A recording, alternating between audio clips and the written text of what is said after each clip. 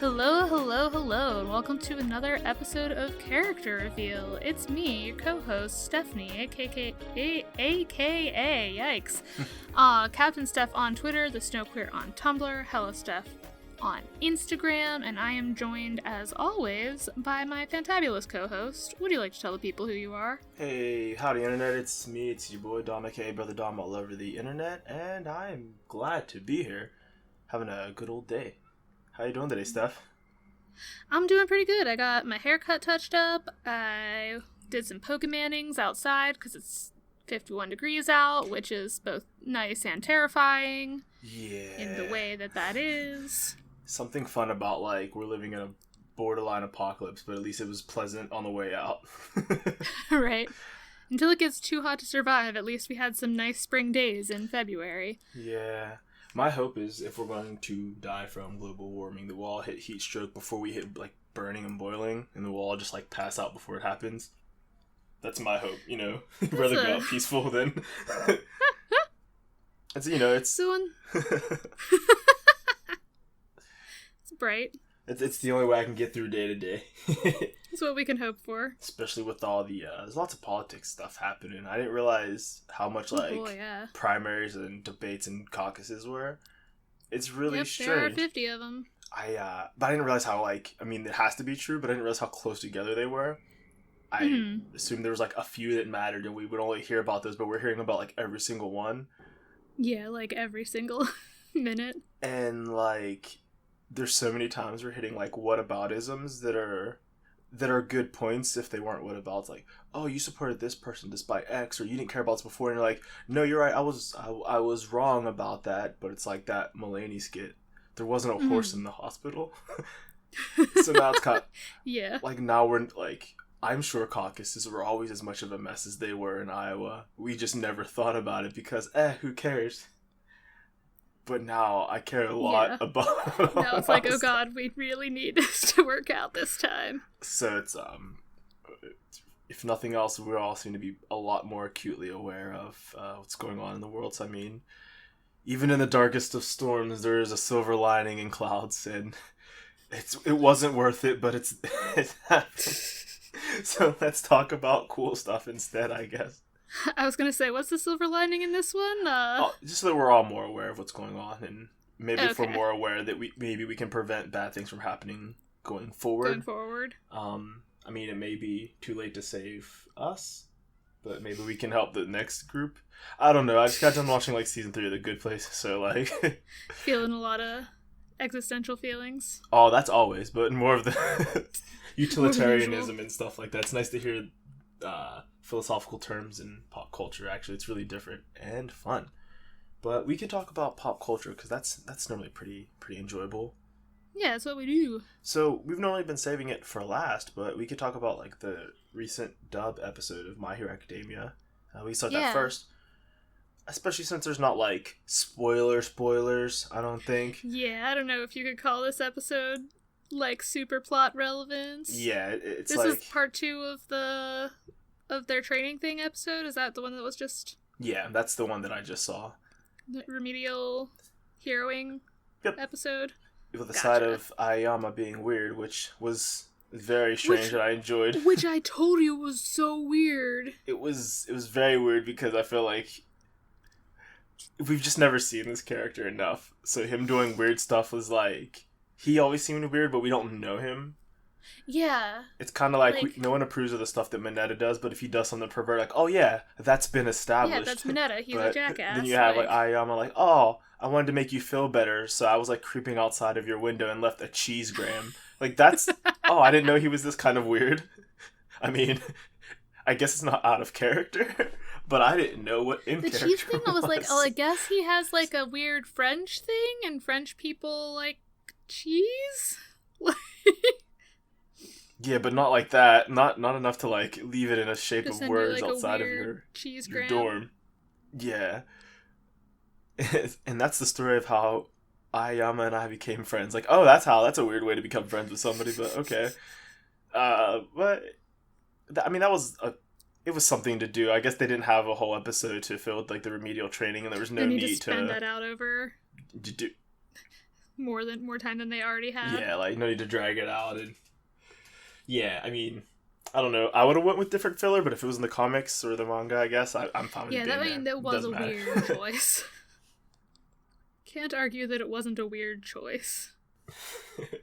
I did like seeing a little bit of their in-school life where apparently they're learning calculus, which is like I that wasn't available to us as their first years in Japan, so that's sophomores for us, right? Yeah. We weren't learning we didn't have pre-calc till junior year. I mean, granted, I didn't go to a great school, but Calc 2 seemed to be like the top of what you'd be doing in high school, and they seemed pretty early for that, so. I feel like they should, like, not to say that they should only be learning, like, stuff that's useful to them, but, like, wouldn't it be better for them to learn, like, accounting? I don't know. I feel like maybe. But, I mean, I guess it's all schools kind of just give you random things to learn, and they don't really have an account for how much it matters, but it is funny to see them going through non-hero training stuff. Mm-hmm. That's all, like, hey, now that you've fried your brain in calculus, let's go punch rocks for an hour and a half. Yeah. It was fun to see Kaminari shorting out just from trying to learn that. That was good. Yeah, that's big relatable. I took, like, my one math that I took in college, and I took calculus in college, so, like, they're learning this as 10th graders, all right. So I took calculus as a high school senior, and then didn't remember it enough very well, so I had to take pre-calculus in college, and I had to retake a lot of classes, but I did pre-calc, and then calc 1, calc 2, and then calc 3, and then we had something called differential equations, which I think is calc 4, and then, like, linear algebra, which is, like, not calc 5, but somewhere else in there. And I'm like, okay, cool, and I haven't used really any of it, honestly. There it is, the truth. And they said, hey, we teach you how to think. And I'm like, yeah, it would have worked if I wasn't, like, desperately just trying to pass. Yeah, right. But it did help. But anyway. But yeah, I was going to say, the one thing that I'm really enjoying, I'm really starting to like Mineta as a character. Like, not as a person, obviously. He's a scumbag. But just seeing the way that, like, he interacts with other people and they listen to him when he's talking, but not when he's being a piece of garbage. So, like, hey, man, have you seen? He's like, oh, is it X-rated? Like, no, it's just a picture. Like, and if he's saying something really pervy, they just, like, walk around and said, hey, well, I'm going to go talk to Yairozu. Or the fact that he, like, was messing with Deku. Like, oh, man, that was close, but yeah, you're still wrong, though. And it was like, hey, he's just, like, one of their friends who they're like, stay over there. And that's kind of funny to me. Yeah. You were saying. Oh, no, I was just going to say, like, I took, like, the one calc class that I took in college was, like, 1/2 of Calc 101. Like, it was the course of Calc 101 split over 2 semesters, but I only needed 1 math credit, so I only took half of it. So What was it called? It was, like, Calc 112 or something like that. I don't know why Okay. the number was higher because it was less, but maybe that's some calculus thing that I just didn't pick up because I didn't care. I think that's what always threw me off about seeing 101 as, like, the starter class in so many, like, cartoons and stuff, is that, like, they're labeled by department. So, like, Math 101 would exist, and Calc would be, like, Math 112 or something, so there is no, like, Calc 101. But I'm guessing that. I have no idea if that's true. Yeah, I was just like, oh, I don't know how to do this, but I need to take 1 math class. I needed 1 math, 1 science, and 1 math or science. And I got a science credit out of high school, and I took computer science for my math or science. I'm so glad that I had, like, some of my humanities electives, like, taken from school, like high school. Now, granted, I had no business being an engineer. I should have, like, gotten a humanities degree. But, like, in interest of just getting done with school, I'm really glad that I had those. Like, I had language credits, or else I would have had to, like, what's the word? Study abroad. And as much as I would have liked to, that was a financial obligation that I did not have the capability for. So, I mean, hero school would have been a whole other thing, and that's why we have homies in the remedial course. And they are fun. They're a fun little group. Those 4. That's a interesting combination of personalities and everything else going on here. Yeah, they weren't foils for each other or anything like that either. Which I guess we've done enough of that. So they just straight up had 4 separate people. Yeah, and we basically just saw them challenge a bunch of children to a fight with no intention of actually fighting them, which was clever. It's fun to see how good of a strategist Bakugo actually is when he stops letting his pride be a thing. Mm-hmm. Like, hey, beating these kids isn't going to make them feel good, so we gotta, like, just show them how cool we are. Like, that'll be better. Which is, hey, that's surprisingly intelligent for you. Right? Well, surprisingly empathetic, I guess. He's pretty smart. And we learned what Kami's power is, and it's to create illusions. Mm-hmm. Which is, like, cool. Fine, I guess. Like, ironic that she was replaced by a shapeshifter, but, you know, yeah, such is life. It'd be that way sometimes in hero school. Yeah. But, you know, like you said, there's some really good some Shoto and Endeavor interactions that was really fun. Yeah. He's like, hey, man, I'm like, hey, don't touch me. Like, I'm so proud of you, Shoto. No, get out of my face. I still hate you. He's like, you know what? I get that. And I have to be better so that you can be proud of me. Which was, like, a very good thing. Yeah, it's like, don't forgive the hero. Or, yeah, don't forgive the villain, but hey, good job recognizing that you need to do better. That you are a villain? Yeah. Oh, yeah, I said hero. Yeah, he is the hero. He's supposed to be a hero. I keep forgetting about that. Because he doesn't act like one. Someone posted on Twitter, it was like the promo for the episode, like the dub from Funimation, or from the verified MHA account, was like, who's excited for more Endeavor next week? and the person who retweeted it was like, is anyone? Nobody's excited who's for excited Endeavor. For what? Like, we've only seen him have 2 fans in the show, and one of them is the Storm guy who hates him now, and some random guy that was preventing him from going to go see Stain. That's not a lot in 4 seasons of a show. Seasons, like, and this guy has 2 fans? Maybe? 1.5? I think Wind Guy's coming back around. He's like, hey, seems like you want to do better, and that's really all I need, because you suck real bad. And then Bakugo told a little kid, hey, stop being a dick or you're not going to have friends, which was kind of introspective. Which is weirdly self-aware. He checked on Deku. That was pretty cool. He's like, oh, I thought you were supposed to be better than me. What have you been doing? Which was not a positive way to encourage your friends, but still an acknowledgement that moving in the right direction. We're getting better. He didn't tell him to kill himself, so progress. I think that's the big thing. Also Kami made Todoroki look like a hot guy, and Bakugo thought that was hilarious enough to imitate it. Oh my god, it was so funny. Because for a second you think it's like, this is Todoroki pretending to be like Bishi Boy to, like, I don't know, like, what's the right word that isn't like seduce for children? Like, to overwhelm, like, control.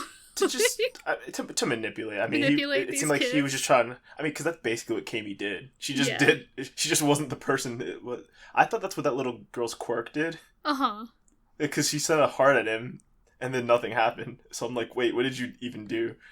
But yeah, that's why I thought it was him doing that, or being compelled to do that. It must be real wild to get your quirk when, like, that early. Yep, and then to be good at it. Yeah. I like the guy. I'm really bad at the names, but the other guy at the bad kid school, they're not bad. Just they have like a Nazi motif. Like their teacher looked like Hitler without a mustache. Like I'm pretty sure Horikoshi got in trouble for, like, he keeps doing shit like this, or like I think him and Bakugo have the same birthday, or like there's some character that has that as a birthday. But whatever. I mean, Harry Potter and J.K. Rowling have the same birthday, so that's not a unique trait from authors. No, but I mean, like, J.K. Rowling's not Hitler, though. Like, I mean, like, somebody in the MHA universe has the same birthday as dictators and stuff like that. Oh, I thought you meant the same birthday. I thought you meant the same birthday. Bakugo has the same birthday as Hitler, I believe. I thought you meant the same birthday as Horikoshi. No, I have no idea what Horikoshi's birthday is. I could find out because that's relevant. His birthday is November 20th? 1986. I thought this guy was old. He's like 4 years older than me. The baby. Koei Horikoshi. Damn. That's news. Well, cool. We're learning so much on our podcast today. I didn't... This is weird. Anyway, then I thought Bakugo was being an image as well, but he was just imitating Todoroki, and that's funny. This is a real flip thing to say, I guess.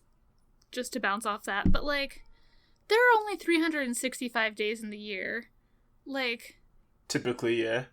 Typically. Why, like, did he come out and, like, say specifically that he had made Bakugo's birthday Hitler's birthday? Like...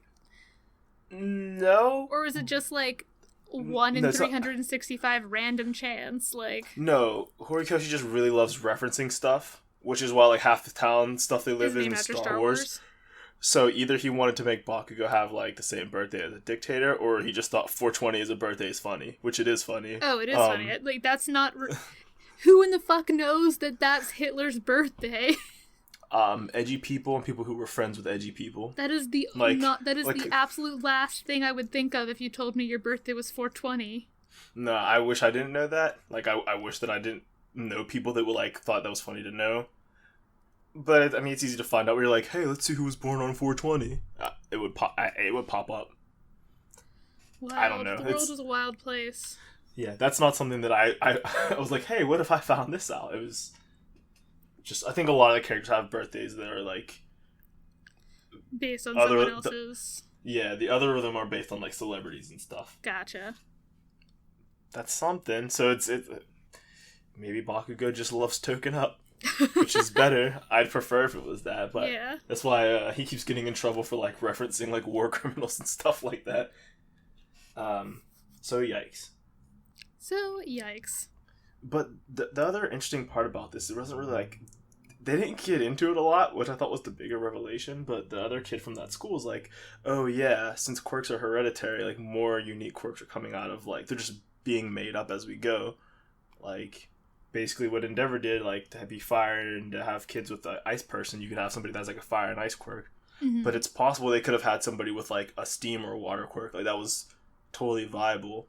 Yeah. But, like, if Todoroki passes his quirk on to a child and he baits anybody, like, what would they get? Would they get half cold and the other person, or half hot and the other person? Or, like, half cold, half hot as a quirk, and then the other person would have something. Like, if him and Yaoyorozu got together, would they just have a child who, like, creates stuff that's always on fire, or, like, only exploding materials, or would it be something that I can't think of? Mm-hmm, yeah, I think they called it, like, the quirk singularity. If you believe in that sort of thing, I'm like, well, now I do. That seems pretty likely, actually. Like, we're approaching, like, the ultimate quirk just through, like, inbreeding? Or, like, selective breeding? Not even selective or purpose, like, just chance. Like, if it's like that whole thing people believe eventually the human race will be like this beige-ish color because we'll have just all the races will have, like, mixed. It's like, if you take that to its logical extreme, or just like 5 generations of people not dating people with the same quirk and having children, or people selective. I mean, there will be some people who have done selective child breeding and other people, that kind of thing. Mm-hmm. And then stuff like the stockpile quirk and passing quirks on through other means. Like, imagine if All Might gave One for All to somebody who had a quirk already, and that just adds it to, like, spoiler for the next 10 seconds. All for One or One for All has other quirks involved in it. It's not just being real strong and fast. It's a bunch of stuff. Mm-hmm. So imagine you pass that on, like, organically. Now things Quote, get unquote, weird. I have to imagine. Yuck. Naturally, I suppose. I guess eating hair is natural, is organic, but... This hair is 100% certified organic, no GMOs. Unlike Todoroki, who is a GMO hero. People... You're not wrong. People are like, I don't want to eat GMOs. I'm like, oh, you mean food that was, like, watered by people and, like, crossbred with other seeds? Like, oh no, it's so evil. Graples are gonna kill the world. Yeah. I want an all-natural dog, not a GMO dog, like a pug. Or, like, these inbreeded dogs. Yeah, a pug. Ugh. They are that. That's scary. Anyway, back to let's My Hero. Let's move on to something else. Yeah, is there anything else you want to talk about with My Hero? I feel like no, pulled way more out of this episode than the plot. Than there was. Yeah, we did. Just buckle up for the next episode.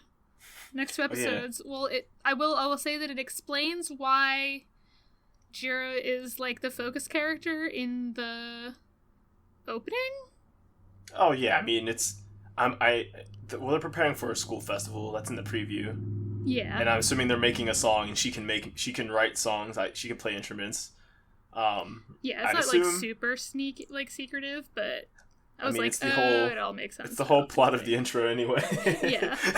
Yeah, but when did the plot of when did the plot of a anime opening ever necessarily have anything to do with the plot of the show itself? Season 2, where they were training for the sports festival.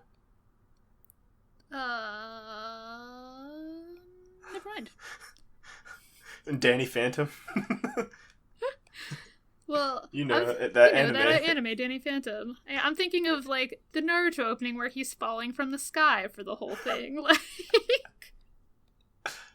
the first part of season 4 did end with Deku and Eri falling down out of the sky, although they weren't falling into the ocean, so that was a lie. This is false advertising. I love the show so much. It's so good. Let's talk about other shows, right? Yeah. Oh, real quick before we leave My Hero Academia, actually, Hello Kitty's doing a collab. Hello Kitty, or Sanrio, I guess, is doing a collaboration. The most likely collaboration possible. Some of it's kind of cute. They're doing Sanrio characters mixed with My Hero Academia characters, and it's pretty much just the Hello Kitty one in All Might that looks super dope. The rest are kind of okay. Yeah, there's the kind of questionable. Although the one thing I am wondering, the Hello Kitty All Might one looks awesome, and I'm wondering if we will in the future see it on Deku's shelf. One can only hope, because he has every other real life version of an All Might Figma, and some Funko Pops. Yeah, he has the Funko Pop. He's got. Oh, also I did watch the opening for that like burnt picture in the Todoroki family. Oh yeah, I assume it's Dabby. That's not a spoiler from anything until it is one, which I assume it eventually will be a spoiler. But for now, it's just a theory. A game. Thanks. Yeah, you're welcome. Thanks. I hate it. We all did.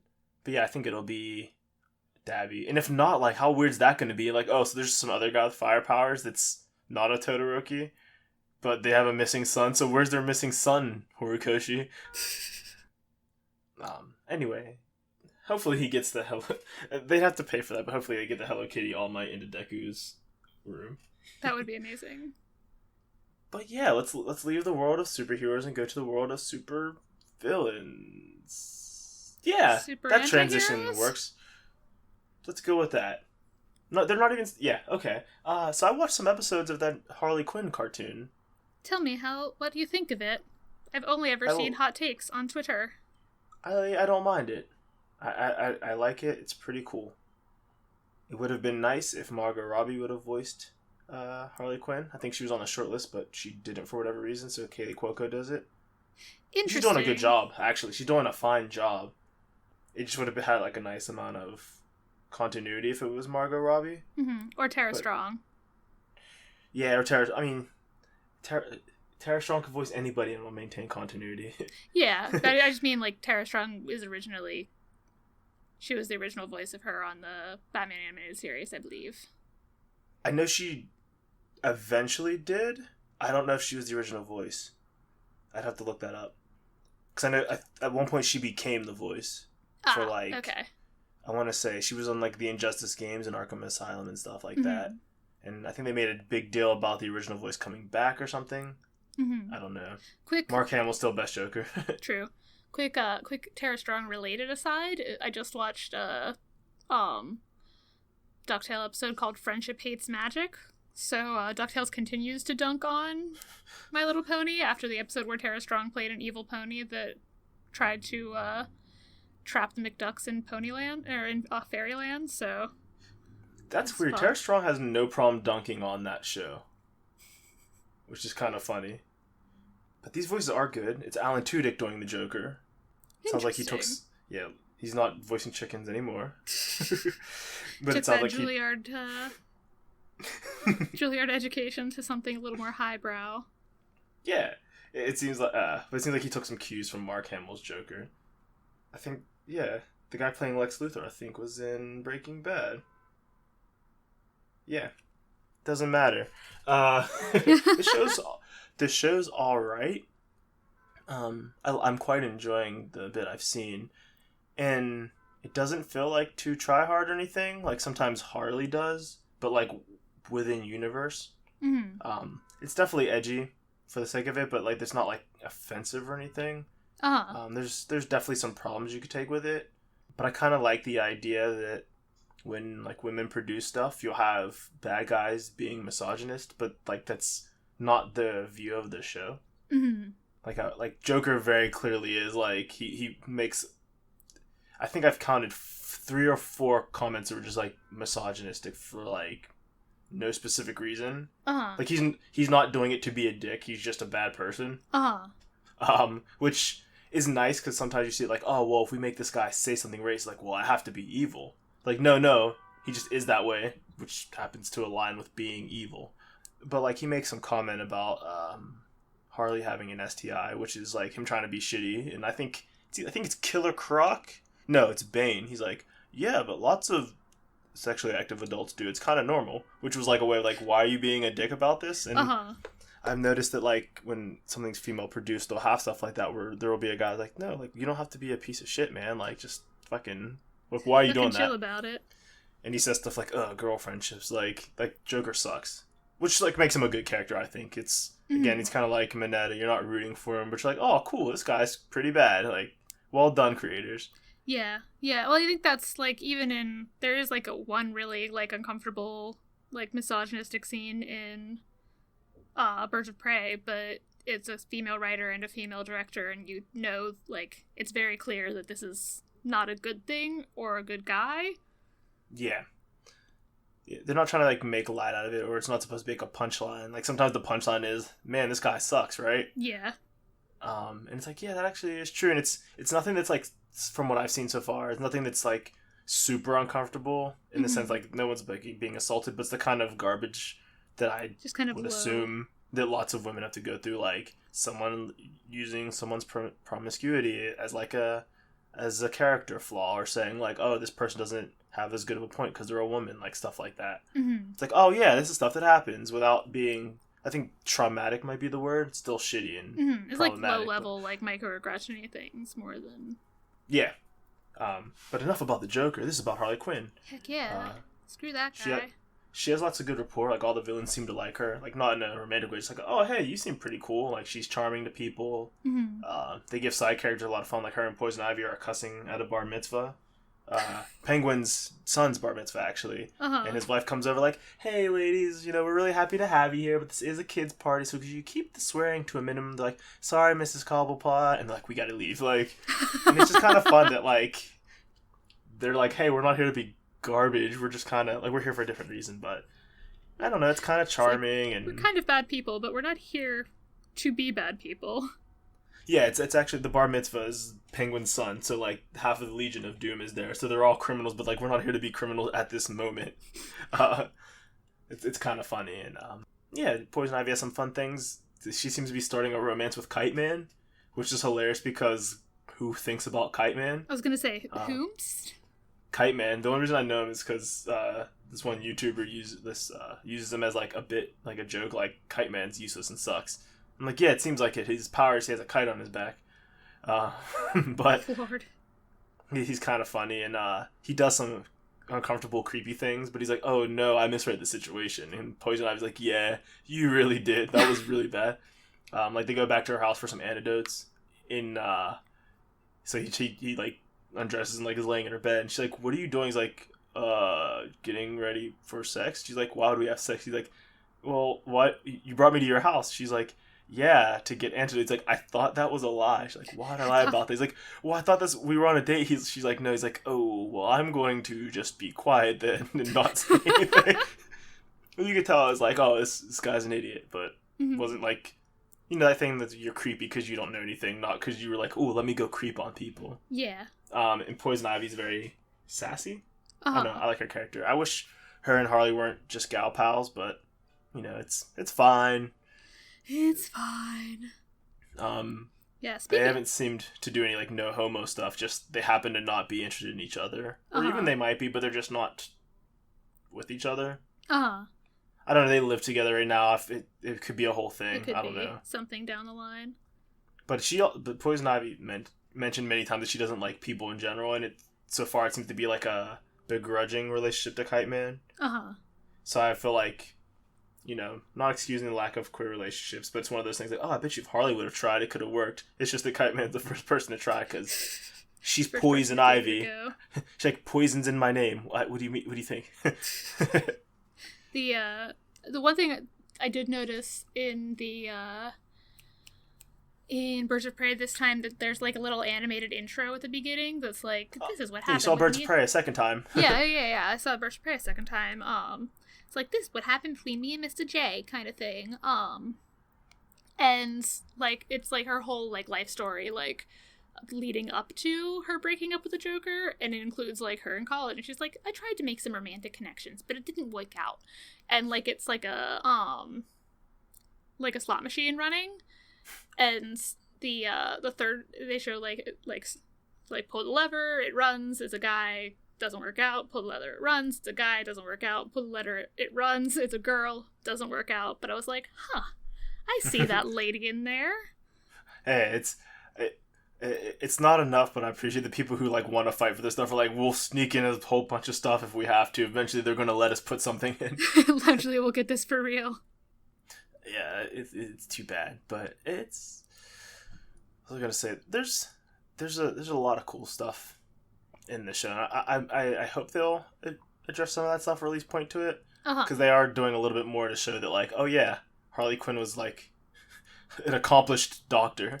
Yeah, they reference it multiple times. I saw some stuff from an episode before where her parents are like they talk about like her Jewish background. They make some jokes about that, which I'm not qualified to say whether those are okay or not, but one of the jokes, her mom's like, we wanted you to like marry a doctor, like why is that so harsh? Like, I am a doctor. It's like, yeah, look where that's got you. It's like, oh, that's kind of clever, like, oh, it hasn't done what you needed it to do, but it's like, she is an accomplished psychiatrist, and she is a doctor, just and Poison Ivy said that too, like, you're the first psychiatrist like out of many that I've talked to who's actually able to like get me to not completely hate human beings, so you're obviously not bad at that. And she has like a dialogue with like herself in a picture, that old trope. And it was basically like, hey, like, she's like, hey, ask her what she would do if she had a patient in yours. Like, oh, okay, yeah, I have this patient who seems to be codependent on a relationship, and all they do is talk about this person, even though the person's abusive. Like, what should I really do? Like, well, you should show that person doesn't care about them at all. And Harley's like, oh, that's me. Oh, okay, I see what you. Okay, I see what you did there. So they still play the she's crazy thing, but also like, but I'm very smart and accomplished, and I just need my friends, it's a cartoon, so of course the power of friendship is the main power. So it's cute. I noticed that in Birds of Prey too, they also like she occasionally will just like read someone like in the colloquial sense. Yeah. But like in a very like psychiatrist-y way, like, well, it feels like you're doing this because you just lack this kind of connection in your life. Like, it's like, yeah, you remember that she has a PhD. Yeah, I think they mentioned like she has multiple PhDs, but I might be remembering like a different show or a different property. I don't remember, but she's definitely qualified. And that makes me think about some of the culture war we're going through now. The dumbest culture war. Oh yeah. Have you seen any of this on the internet? I've actually like explained it to me, because I've only seen it from what you have like kind of said about it, because like most of the people on my timeline are like, Sonic, it was funny, like, Birds of Prey, I enjoyed it, like. So I follow people that either like to dunk on like weird reactionary people like Ian Miles Chong and stuff like that, or people that are aware of that, or and apparently there's like a whole like right around the backlash to Parasite winning, which was stupid, there was a similar kind of there's been a whole thing against like people. Some people want Birds of Prey to do well, some people don't want it to do well, and I think it's doing about on par for what you would expect like a February action release to do, which is, it's fine. It's fine. Yeah, it's good. It's not going to break everything down, and it's not failing. But people are like, well, it's going to do bad because like Marvel or DC didn't listen to its fans, and they're going against what they want, and they made Harley ugly. And then some people are like, no, it's not. Like, people really love it. And then other people are like, it's going to fail because of misogyny. I'm like, wait, so like, but this movie's not failing at all. What do you? Yeah, by any like metric, this movie is doing pretty all right. Like, I'm pretty sure it's earned back its budget, which is like the basic black and white definition of a successful film. Like, Yeah, but, some people that wanted it to do well thought it was doing poorly and blamed it on misogyny, which is possible. I would say misogyny caused a lot of things, but I don't think we've seen any evidence that it's prevented a movie from doing well. Mm-hmm. There was a ton of misogyny around Ghostbusters, and that didn't stop it from, being a success. I think, was it a success? Maybe? But then again, I don't think, it didn't do as well as people hoped it would. Yeah, but I don't think it... But I don't think a Ghostbusters movie was going to do well that year. No, I don't think really anyone was looking... I don't think anyone cared about that movie other than, some people did, but it was it's a Ghostbusters movie, outside of the 80s. How well do you expect it to do in general? Yeah. I'm sure we'll see that with the next reboot that's coming out that I'm very upset exists, but I don't think anyone's going to be like, oh shit, Ghostbusters with Paul Rudd. If that pitch actually sounds very good, but so anyway, well, I was just gonna. I'm thinking oh gosh, I completely lost my train of thought. But yeah, I don't know. I feel like there are people who dislike it for misogynistic reasons, but I don't know.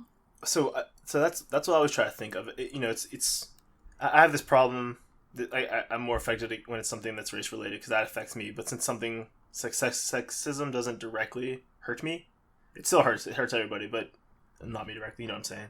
So I'm trying to think okay, so what are the reasons why people might not be seeing this movie besides the obvious sexism? Let's assume that's there. What else is there?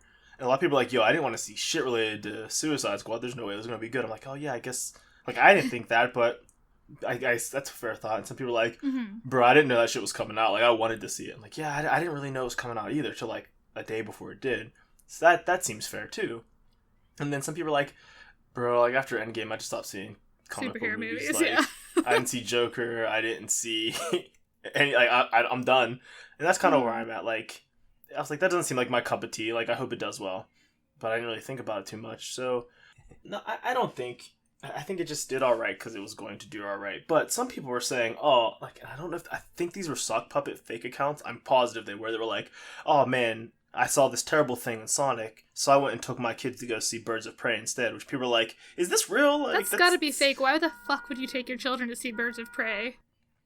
I don't know. Why would you take your kids to see any of the DC or Marvel movies? They're incredibly violent, even if it's fake violence. Well, this one's R-rated. It has 100 F-bombs. Oh yeah. That's fair. Yeah, I don't know. That's why I think I don't know if it's fake, but some people said I'm just gonna go see this again. And sometimes comments would say don't go see Sonic, go see Birds of Prey again. And I'm even if this is real, who cares what these 100 people say? Who cares if they're gonna go see a movie again? They probably were just gonna go see it again. If they want to see a movie a second time to support a company, that's their money, I guess. Kind of like when people went to go see Endgame a second time so it could beat, was it Titanic? Yeah. Dumb. They re-released it on purpose for that particular reason. If the company wants to do that, you're you know what? I wouldn't mind seeing this movie again. That's cool. If I had a bunch of money, I wouldn't mind seeing a movie again. But I'm not going to go do it with the express point to hopefully I can make a corporation a little bit more money. Yeah, Get out of here with that. Yeah. But now it's started to become a thing with internet assholes and being starting to say oh, Sonic crushes Birds of Prey at the box office, and all this stuff. And it's not super true, but people are doing comparisons oh, well, see, Birds of Prey didn't do well and Sonic did. I'm oh, wow, who would have thought a family rated, ubiquitous icon rated PG would do better than a fairly niche R-rated movie. Yeah, there's no world where Sonic shouldn't have done better than Birds of Prey. There's no world where you should be comparing them on the same metric, except they're the only tenuous connecting thread is that they're both geeky things, I guess. I'll give people that. I will give people that because there's a lot of overlap in those kind of audiences. Mm-hmm. It is a tenuous grip. I'll give you that, but I think being two nerd things is enough reason for people to have gone to go see two movies. To start comparing them. Yeah, if it was in good faith, but I don't think that it really is. I think people are comparing it to, hey, here's something where the team listened to the fans and changed it, versus something that went against the fans because it was SJW, get woke, go broke. I'm no. No, Sonic didn't. It's not even that Sonic listened to the fans per se. they listen to the collective internet like, dog, this is trash. Like, they listen to their desire to make money back on their movie. Yeah, because if Sonic fans were to be listened to, the movie would have taken place mostly in like Green Hill Zone, like not on Earth. Mm-hmm. Like, this is the whole internet was like, yo, your design sucks, but bro, like, what do you do? Like, and the artists who worked on it, like, yeah, we know it wasn't our idea. I'm like, yeah, no, I get it, but no, I think that's really what happened is the internet said something, not Sonic fans. Like, Sonic fans don't get listened to a lot, honestly. But right. They've made it a whole thing where like, oh, well, Birds of Prey is doing this, Sonic's doing that. I'm like, guys, are we really? We're out here doing this? But it doesn't seem to be, for once, like Sonic fans. It's like right-wing reactionary. Like, Sonic fans are like, hey, this movie's pretty... Like, honestly, or also, Sonic fans aren't the ones giving this movie like 4 out of 5s, like, and like 9 out of 10s either. We're like, it's good. It was fine. It's fine. It's fine. It's a cool movie. It's a good movie. This was a fine movie. Like... Yeah, they're not the ones, like, overrating this movie, I think. And I'm like, it's weird for Sonic fans to be, like, next to a controversy rather than the ones causing it. It's kind of funny. I could be wrong, but I really don't think it's Sonic fans that are the ones being, like, the super hyperbole ones about this, but... Mm-hmm. Yeah, it doesn't strike me, from what I understand of Sonic fandom, like... No, they're pretty insular. Like, we don't... Yeah. The little bit of fandom, I mean, we don't tend to go, like, get mad at other... Or, like, compare ourselves to other franchises because... I mean, we'll go, like, dunk on other people just because it's kind of funny, like, sometimes. They're like, oh, hey, Mighty Number 9, welcome to the club of, like, bad games, like, and stuff like that, but... I mean, it's supposed to be in good fun, but we're not really like, oh, well, look how much better we did than so-and-so, like... Yeah, like, get we know how we know how fast that can go away. So yeah. it's not really There's worth playing with that fire. Here. It's not worth playing with that bad luck. You know, like, mm-hmm. It could so easily be like, haha, your movie flopped. Like, oh, well, we still want to make a sequel, and that could always flop, so let's keep that shit to ourselves. Yeah, let's keep our mouth shut in this case. Yeah, but, you know, I was just curious if you heard anything about that, and just, like, some of the thoughts about it are, like... I don't know, I just wanted to bring that topic up because it just seems so interesting to me that people need things to... Need to have, like, some sort of argument for things. Yeah, like... I don't know. Like, I know people love being mad at feminism or whatever, but, like, it doesn't feel like... I don't know. I don't see Sonic as, like, a feminist target. Right? Like, I don't think anyone was, like... Or, like... The only thing I can even say about it from, like, a quote-unquote feminist perspective is, like, oh, it's cool that Sonic has, like, a matriarchal figure that he looks up to, and that the one main female character in the movie is a black lady with a degree, like... Yeah, there's, like... There's positive things you could say from, like, a feminist standpoint about it. Like, again, I don't know if it passed the Bechdel test and some of those things, which I know those aren't the only metrics, but it seems like a pretty low bar you should be able to pass. Mm-hmm. But for, like, a basic franchise that didn't have, like, any greater theory other than, like, hey, let's for put a Sonic movie on a that big didn't screen. have to have any human characters in it. Yeah. Actually, there's more chance he interacted with female characters if he went to Earth, because if we start from zero, like, that Long Claw character is completely made up. Like, they had to make up a woman lady, for there like... to be. Because it's, like, Amy, and then if you introduce Rouge, you're like, well, we have to pretty much go to, like, having, like, Shadow and all the other, like, government stuff, because if she's here, like, that has other ramifications. Also, it's a titty bat, and this is a kid's movie. Also, it's the titty bat. So, like, what are we going to do? The other thing I was going to say, I remember what I was going to say earlier when my brain blanked, is that, like, ultimately, like, this kind of stuff, like, there's a certain subset of people, myself included, who are more likely to see a movie if, like, anti-SJWs get angry about it on the internet. Like, that's the whole reason I saw Fury Road. I thought that's the reason a lot of people saw Fury Road, because I didn't even know, like, that was the only time, that's when I learned about it, because I didn't know about it till people were like, this is feminist nonsense. I'm like, Mad Max? Right? Like, were we Mad Max? That's, like, with Mel Gibson, like... Yeah, I don't know. But, and they made a great-ass movie, so I don't know, yeah, and then even with Ghostbusters, like, I wasn't, like, dying to go see it, but, like, I definitely went and saw it because, like, in a spiteful way, because, like, there was a stink about it, and also because I found Kate McKinnon very attractive in it. Yeah, which is like... which is a different we're all entitled reason. We're all entitled to do stuff like that. That would have not gotten me there. I've been a fan of I'm not a fan of Kate McKinnon. That's just neither. Yeah, it's funny that so many people have different tastes. That said, though, well, it was cool because I like seeing stuff like that where it's like, oh, hey, this isn't for me, and I can just. This isn't for me. I'm glad that other people are enjoying it. Like. Yeah, like the people that I find attractive is like, okay, I might not find somebody attractive.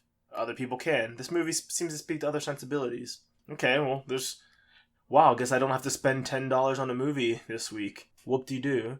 That said, I was very surprised that people were like, oh, Birds of Prey characters aren't attractive. I'm like, I don't know about that, Chief. Like, maybe you don't like their outfits, but, like, you can't, like, unless you do something specific, you're not going to make these people unattractive. Like, yeah, Margot Robbie's still hot. Like, a group of very attractive women, like. I assume Mary Elizabeth Winstead is attractive. She's not looked the same in any two roles, so maybe she's not. Maybe I assume she is. But I've been wrong before. I'm joking. Just she has great range. She's incredibly attractive. Yeah, that's true. The whatchamacallit, I was laughing today too because because again I was watching DuckTales at the gym like I do, and it was an episode with Gizmoduck in it, and Gizmoduck's mom is like a Latino police officer, and I was like, holy shit, Gizmoduck's mom is just Renee Montoya. Like, she has the same haircut, she has the same, like... Is that who voices her? I don't think so. But, like, she has, like... I could see it happening. But it could totally be. She has, like, the same, like, aesthetic of, like longish curly brown hair, like leather jacket with like a t-shirt underneath and her badge around her neck, and like... What's funny, like, you sent us you sent our group chat the picture of basically Doofenshmirtz but as a duck. It's like, okay, like, if you told me any of their characters were supposed to be somebody else, I'd believe that it was true. Mm-hmm. And not even like the obvious ones, like Waddle being the Zuck. Like, I'll give them that. He's just a Zuck type, like. Because he doesn't act, like, he's way more charismatic than actual Mark Zuckerberg. Oh yeah, Mark Zuckerberg doesn't know how to like interact with human beings. Yeah. Man, you know, this primary has been like a fucking shit show, but there was a point in time in the past where we were all worried that Mark Zuckerberg was going to run for president, and at least we dodged that bullet. But that could have, I mean, out of the billionaires running, I would have preferred it was the Zuck, like, because, well, no. I think we're doing a good job of stopping this one. Actually, I think Zuckerberg would have had a little bit more... You're saying because he would have been easy to beat, kind of thing? Yeah, Zuckerberg wouldn't have... I don't think Elizabeth Warren would have completely eliminated a whole candidate by herself if it was Zuckerberg. Like, completely just eviscerated him on live television. If she would have, I think at least somebody would be like, well, I mean, he's not that bad, but, like, it's like, yo, Bloomberg, like, no one really particularly likes you to begin with. So getting destroyed on TV is pretty much, that's a wrap. Like, yeah. Also, Stop and Frisk was an unmitigated racist disaster. So, like... It's true. If people can remember that you did that, it's almost over. Like, half the battle. Like, my dude, like, there are literally, like, kids who did poor... Like, the high school graduation rates dropped. That's bad. Of Stop and Frisk. Like, how do you look back on, like, yes, I did a good thing. Yeah, politics. I'll just delve into a political discussion, but... I mean, it was mostly dunking on Mike Bloomberg discussion, which is fine. I mean, all actions are inherently political, but, like, saying that a person sucks is less political than getting into policy. Saying that a person's answer to, like, how about them NDAs, man, is, well, you know, some women didn't like a joke I told once. Like, you gotta be a little bit more ready for that. Who prepped you for this debate, my guy? Like, I'm not saying that. Was it Glomgold? Like, and that's the thing. I don't expect to always get satisfactory or good answers, you know. Mm-hmm. But I expect to have an answer that, like, oh yeah, I'm not surprised somebody asked me that thing. I'm not surprised somebody asked me that thing, and in fact, my consultants have prepared me to answer this question. Yeah, I don't know. Like, or at least be a better liar. Yeah. Like, if you're gonna take, like, the white billionaire from New York game, at least pull some things out of Trump's textbook and just straight up lie. Like, you're obviously not here for good reasons, so why not? I don't know. And that gives me more fear. Like, wait, so you're not willing to be good or lie in a successful way, so what are you here for, my guy? What are you doing? Like, are you just here to spoil something? Like, okay, cool story, man. But, you know, I'm just tired of seeing, like I said on Twitter, I'm upset to see, like, a character and franchise I've grown up loving, like, for the 30 years of my life, pretty much, being a fan of this character ever since I can remember, which is very scary to know that I'm turning 30 soon, but also this franchise is roughly 30 as well, which is very weird. But it sucks to see something like that being used as, like, a symbol of misogyny, or like but like a weapon to be misogynistic.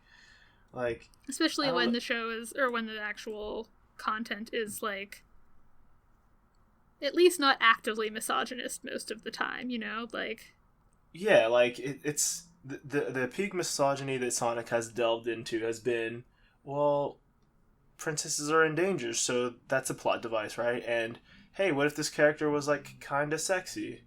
And I mean, they fridged a couple people. That's not cool.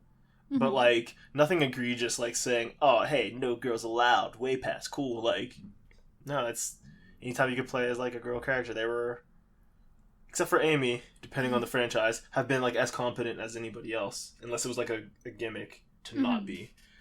So, like, it hasn't been, like, a particularly, like, shitty franchise, so to see it be like, oh, yeah, see, this story is good, the other one was bad, because you go woke, you go broke. I'm like, but Sonic's not anti-woke, like... That's the second time you've said that, and that's, like, so funny to me that's, like... It's so...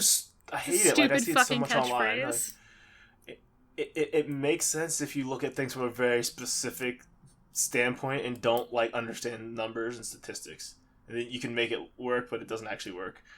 I don't know. I've just seen people say it, like, anytime that something gets changed. Like, they edited Persona 5 since not a remake, but, like, you know how there's, like, I don't even know how to explain this, because I don't... DLC, a patch? Like a re-release, but with the DLC and a patch. Oh, okay, so like a Kingdom Hearts, like, 2.5 like, kind of thing. Yes, exactly that. That was the only way I thought it, but I couldn't remember the names of the ones where they just went back and remixed it. Basically like a remix, so, like, some more content, some more palaces, a couple new characters. But there's a couple scenes in there where, like, you just run into these gay dudes who are, like, aggressively, like, homosexual stereotypes, and they, like, basically is, like, grope your sidekick character, like, one of the sidekick characters. He's like, dude, what are you doing? He's like, hey, I gotta go do something. And he's like, no, don't leave me with these guys. And it's, like, assumed that they give him, like, a bad time, or, like, are trying to molest him or something. Because, you know, that's what gay dudes do. It is. And there's, like, 2 scenes in that, and they're not enjoyable or funny. The only real humor of it is this, that your character can be like, hey, I'm going to go somewhere else, you deal with this yourself. Like, the idea of throwing somebody in their bus is kind of humorous, but, like, that could be divorced from that situation. Yeah, it doesn't have to be, like, throwing someone under the bus to get molested. Yeah, like, assault is not really a fun topic. Just especially considering the first boss of this game, you are mad at him because he's sexually assaulting female students and abusing physically the male students. It's like, hey... You know how the first story we told was, like, narrative consistency? Yeah, it's like, you remember how we said, like, sexual assault is bad? What if we, like, made it a joke here twice, also with a dash of, like homophobia? And, like, you know how sometimes you'll see a joke that's offensive, you're like, oh, well, I can at least see how this was funny, like, a couple years ago if you weren't, like, aware of, like, what's PC or not. It's like, yeah, but these aren't really funny jokes either. But a lot of people are upset that they're changing it because, oh, that's censorship. It's like, I mean, that's part of what we take with localization. But they're like, why are you taking this out? I'm like, because it didn't add anything. It's not like we're taking out, like, one of the main characters. Like, I don't even think they were named. Like, it... Yeah, like, are you that pressed about not having the weird gay stereotype people in your game anymore, my guys? Like... I'm sure they'll still be there. They'll just take some lines out, which makes it seem like they're going to, like, assault your friend. And they'll change it to be like, well, aren't you cute? And like, hey, you know, like they could make it say something that's not like horrible, and just be like, oh, you're accused, like, oh, I don't swing that way, like, oh, well, da da da da da, and that could be the whole thing. Like, they could still be there if you need your homophobia. I'm sure that will still be there. Actually, they just take out the part where they take your friend away or try to. It doesn't add anything to it, and people are upset about it. Like, see, this is what happens when like SJWs infect games. Which, let me remind you, the plot of this game is. You stumble into a cognition universe because you're very mad that the gym teacher is abusing the students, and you use it to change his heart, and you go on to stop a counterfeiter who, like, takes the students' work, a mob guy who sells women, like, young girls into, like, basically sex slavery. You change someone's mind to make them more confident, but they ask you to do that. That's a nice one. Pretty much the ruler of Burger King because he destroys. It's something else, yes, but it's a fact the ruler because of Burger King. yeah, like the CEO of Burger King because he abuses employees, and then the guy who's rigging elections and killing people to become prime minister of Japan. These are your targets in this game that apparently SJWs had no business coming into, and then to top it all off, you go into public consciousness, and then you kill God. You know. That thing that SJWs have been such religious zealots that they're like, oh no, we should only... I don't know. It's like saying the X-Men isn't political. It's like, yo, you're called the Phantom Thieves because you're making the world a better place. You're literally a social justice warrior. That's the whole point of the game. That's what Joker is. That's his thing. He's a social justice warrior. I'm sorry. It just bothers me that people don't have any media literacy and say stuff like, oh, they're trying to make the game PC. It's like, dude, if like there's still like a beach scene and one of the characters is younger, because I know that's really why you care, you know, like I know that's what you guys that's like. what you're real pressed about. Yeah, like, so I don't know, it's just really weird, like, oh, why can't comic books go back to being non-political, like when Captain America punched Hitler? Yes, that incredibly non-political action that you probably, as a like grumpy anti-SJW on the internet, would now complain about being too political. Yeah, despite the fact that everyone's like, oh yeah, this is a guy who's against our country. And a racist. I mean, to be fair, Americans didn't really have the upper hand in saying, hey, it's not cool to be racist. Yeah. But... Still don't, but... We still don't. I'm pretty sure a lot of of our enemies in wars have got a lot of, like, the stuff that we did for racist reasons. They're like, oh, hey, that's a good idea, America. You guys really perfected this whole racism thing. Which, that sucks. That's not great. Yeah. But yeah, that's, I don't know. Lots of rambling, but it's a very informal episode. We didn't have a lot to talk about. Nah, so the few things we talked about circled around Harley Quinn for an hour. It's a very important show. Fun. I do appreciate Harley being like, I don't need the Joker no more, and Poison Ivy being a good friend to her. Mm-hmm. And again, I do wish they could be more than just gal pals, but I think it's very important for her to... It's weird. I don't want Harley to be in a relationship, like, rebounding. Mm-hmm. But whatever she does, I want it to be like Poison Ivy. Uh-huh. Or some lady. I don't know. There's more than one lady. Yeah. You see they were like, you know what's doing really well? Our movie where Harley Quinn dumps the Joker. So, like, you know what let's do? Let's give the Joker a new girlfriend in the comic books. Her name is Punchline. That's good. That's real good, though. It's real good for an abusive fucking guy to have a girlfriend named Punchline. No, like, the last part of that is good. I meant, like, it's a great joke. Oh, yeah. Haha, the Punchline is good? Yeah, it's not good the Joker has a girlfriend, but his sidekick should be named Punchline. That's a great sidekick name, not such a good girlfriend. Yeah. Maybe a bad look on a girlfriend.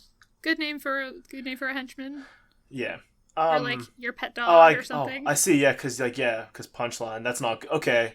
I was only thinking about like, because comedy has punchlines. That's funny. Like, oh wait, no, he probably punches her. Like, see, like that's this is why dudes need to be stopped. Because that should just be like, oh, that's a fun name. I didn't even think about that. See, I'm glad it just took like. I'm glad you gave me the space to think about that because that's pretty bad. Apparently there's a comic, White Knight, it's called, where like Harley breaks up with Joker, I don't know if it's part of the plot or if she just does because he sucks. But eventually he gets a new girlfriend, or like some other Harley, like some Harley Quinn joins him. Mm-hmm. No, Joker is robbing a bank, and there's a woman there that he thought was Harley Quinn, and she just goes with it and becomes like his Harley Quinn, which I guess is a commentary that he doesn't know her well enough to not know it's somebody else. But it's whatever. And she's like, "Oh yeah, Harley Quinn, that's me." And then Joker, I think something happens to him where he's like, "Oh wait, I need to be a good guy." And he's serious about it. He's like, "Yo, Batman's methods are really, really fucked. So I'm going to try to like save Gotham from the bullshit that Batman has done." Mm-hmm. Like, because Batman, like in this universe, I guess abuses his power in such a way that like the guy who tried to murder people is like, "Nah, I murdered some people, but this guy's like making the city worse and like abusing people." Mm-hmm. So this new Harley, I think she calls herself like Neo Joker or something, mm-hmm. has a great costume. She's like, if I can just do something wild and horrible enough, it'll jostle Mr. J into being like, aha, now like he won't want to be usurped and he'll like want to be the Joker again. So her thing is so now we have a female Joker. Her thing is being the Joker better than the Joker? Yeah. She's telling her, like she says it's to get the Joker to come back to being the Joker. Mm-hmm. But I don't know if there's any proof that that's going to happen. But it's just like an interesting concept that like now somebody else is being the Joker, and the Joker originally is like, no, I'm going to like actually be a good person and try to fix stuff. Just makes me think of that Marvel DC crossover where Red Skull and the Joker are working together, and then Joker find out, he's like, "Wait, you're a Nazi? I may be a bad person, but I'm an American." Yeah, I think that joke has aged better than it was, because it's like, he's like, I thought it was just a shtick. It's like, yo, you thought like a Nazi shtick was okay? Like how was that not a non-starter from the get-go? And, yes, you're a Nazi for real. Oh no. See, the first step to doing something real is doing it ironically. Ugh, it's true in so many ways. But I think that's everything, right? I think that's about it. I think that covers everything we were going to chat about. We want to end on punching Nazis? Yeah, that's always a good sign-off point. I'm fine with that. So do you want to hit the social media biz this week, my friend? Yeah, let's crush it. Let's crush it. So let's say you listened to this podcast, watched it on YouTube maybe, and you want to hear a little bit more. Well, that's great. We would love that. You can find us online. characterreveal.simplecast.fm, or you can find us on the Apple Store, the Google Play Store, Stitcher, Spotify, anywhere you get your podcasts. Lots of podcast catchers. You can find me personally anywhere on the internet that I want to be found. That's Brother Dom. It's in the show notes. You'll get it. You can find Steph in a few places. She has a diverse lineup of screen names, as you will. I do. And that's going to be Hella_Steph on Twitter. On Instagram. On Instagram, yes, that's right. And then Captain Steph on Twitter. That sounds correct. Right. And then the Snowqueer on Tumblr still. It's true. That's me on Tumblr. Look at me. Just remembering stuff. And then let's say you want to find the podcast itself on Twitter. That's Character Rev, 2 R's in the middle. Simple stuff. You can find us on Facebook at Character Reveal. Just search it. We'll be there. And on Instagram at Character Reveal. We have pictures and sample clips and lots of stuff that's easily shareable with all your friends. And I think like we're on Patreon and Discord and all kinds of stuff. If you want to support us there, find it. We're still setting some of that stuff up, but we're all around. And maybe you want to email us. That's characterreveal@gmail.com. Send us questions, comments. If you can rate us anywhere, we love that. 5 stars feels the best, but comments help us improve. So anything you want to give us means a lot. So I think that's everything. Yeah. I think I nailed it. You did it. Good job. Oh man, we have a whole symphony of... It's perfect, just as you get all these like multiple sirens at once. Yeah. Car alarms, I mean. Well, so yeah, on that lovely noise, I think that's another episode in the bag. Yep, it's another episode of good old Geekly Reveal. And until next time, y'all. See you later. Bye.